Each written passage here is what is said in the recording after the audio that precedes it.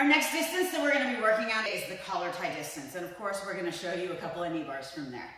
So in the collar tie, what I want here is I want to be like right on the back of his head and I want my elbow in. I want to grab his tricep and rotate around.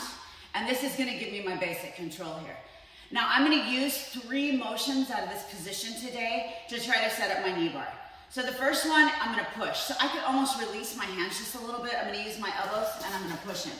When I want to pull him, now I'm going to need to get to the top of his head. I'm going to get this grip back and I'm going to pull. The last one that I'm going to use is an elbow press. I'm going to push his elbow in. I'm going to push on the top of his head and I'm going to rotate him this way. I can also use it almost like I'm going to slide back around and switch my grip and move it over to the other. This kind of allows me to switch conveniently so then I can give a little push and set up my move. Bendy is going to show you a little breakdown of how this works, and then we're going to break down all of the techniques and then give you some more options from there. All right, so there's a bunch of things going on with this technique.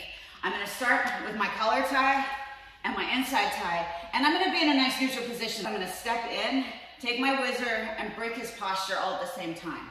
So as I'm breaking his posture, I'm not just going to stay right here in this collar tie. I'm actually going to move down a little lower on his neck where I can get a grip of something. Sometimes you can get kind of the bottom of the skull there. Sometimes you can like dig your fingers into the neck meat to really get a good pull to bring him over. At the same time, I'm going to be stepping in almost like I'm doing some Uchi footwork, and I'm going to take my whizzer. And I'm here with his posture broken. The next piece of what we're going to do here is how I'm going to do the kick. So when I do a traditional Uchi and I throw and I kick, I keep this leg nice and straight because I'm really trying to launch him, right? But that's actually not what we're trying to do here. I want to keep the leg connection. So I'm going to leave my leg bent as I throw this kick in. So see, I keep my leg bent here. And that leaves me in a really great position as I get over here. The next piece is going to be the control switch between the whizzer, and I'm actually going to reach around and look for his armpit there. And I do it just as I feel him losing his balance, and that's really going to set me up for the knee bar.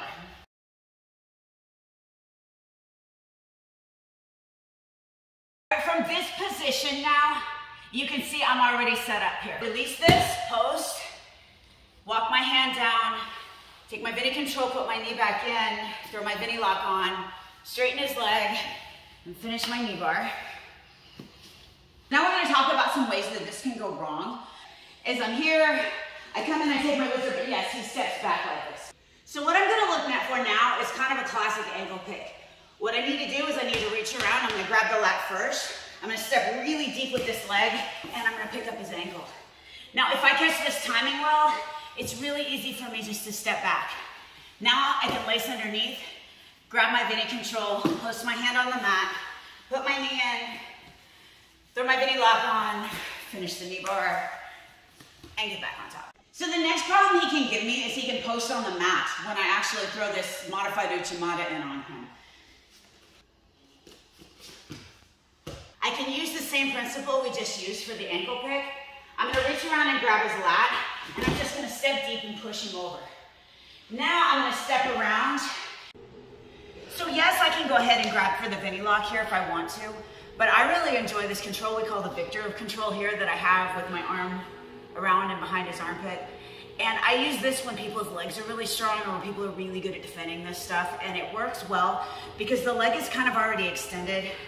I can kick his leg up and I kind of break his posture with this too, which makes it really easy. Sometimes I can get him with the stretch here. Sometimes I can grab the Bendy lock and finish here like so. And it's still really easy for me to get back up on top. So one of the best counters he can give me when I'm even just trying to set this move up is to give me a high underhook when I step in with my whizzer. So I'm here, I step in with my whizzer, and he gives me this high underhook, right? So the whole move is broken. But what he does give me with this is it makes it easy for me to reach around and break his posture. So I'm going to make a fist and I'm going to dig it in and break his posture. Same time, I'm going to step back with this leg, kick him in the butt with this leg, and I'm going to roll through. Once again, you can see I have my Victor control here, or I can sit up, take my Bendy lock, and get my finish. We're going to talk about some of the reactions that he can give me that are just going to mess this whole move up because every peg doesn't fit in every hole. So if I take this collar tie control on him and he doesn't control me back, he's just kind of hanging out here, and you will definitely see this. It's not gonna work for this move, but it is gonna set up my wrist control. The second thing that can happen is as I take this grip here, he starts to look for his inside grip as well. Once again, this is gonna mess up this move. I'm not gonna be able to slide it and get my whizzer, but what he is giving me right here is his wrist. And I will link the video above about how you can continue your attack with his control.